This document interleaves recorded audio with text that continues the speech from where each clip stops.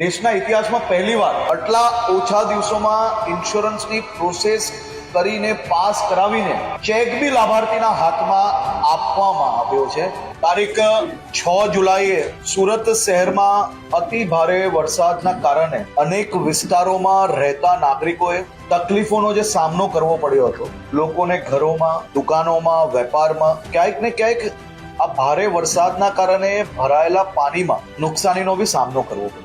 રાજ્ય સરકારે વહીવટી તંત્રો જોડે મળીને તાત્કાલિક આ તમામ શહેરીજનોને કઈ રીતે મદદ પહોંચાડી શકાય, ટીમ ગુજરાત તરીકે મહાનગરપાલિકા, જિલ્લા વહીવટી તંત્ર, રાજ્ય સરકાર એક ટીમ તરીકે બધા જ ઘરોમાં તાત્કાલિક સર્વે થાય, ઘર વખરી કેશડોલ આપવામાં આવે। મહાનગરપાલિકા દ્વારા સુરત શહેરમાં 61,360 લોકોને કેશડોલ ચૂકવી લેવામાં આવ્યા છે અને ઘરવકરી માટે 29,642 લોકોને ઘરવકરીની બી સહાય પહોંચાડી લેવામાં આવી છે।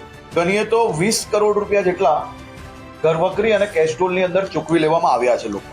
દેશના ઇતિહાસમાં પહેલીવાર આજે નુકસાની પછી ગણતરીના દિવસોમાં વહીવટી તંત્રની ટીમ દ્વારા ઇન્સ્યોરન્સ કંપનીઓ જોડે સંકલન કરીને 5,287 જે ક્લેમ આવ્યા છે, જેમાં 85% જેટલા ક્લેમો ઓલરેડી પ્રોસેસમાં ચાલુ કરી લેવામાં આવ્યા છે। 22 જેટલી કંપનીઓ આમાં ક્લેમ બધાના જલ્દી ક્લિયર થાય તે માટે આજે સંકલનની બેઠક બી રાખવામાં આવી હતી। આજે 29 કરોડ રૂપિયાની રકમના ક્લેમ લોકોના પાસ કરીને એમને ચેક આપવાની બી કામગીરી પૂર્ણ કરવામાં આવી છે। શહેરીજનોને જે નુકસાન થયું છે ને ઇન્સ્યોરન્સ કંપની દ્વારા કોઈ બી પ્રકારનું લિંગરિંગ વગર શહેરીજનોનો જે હક છે કે તેમને અપાવવા માટે રેગ્યુલર ફોલોઅપની સિસ્ટમ બી ગોઠવવામાં આવી છે।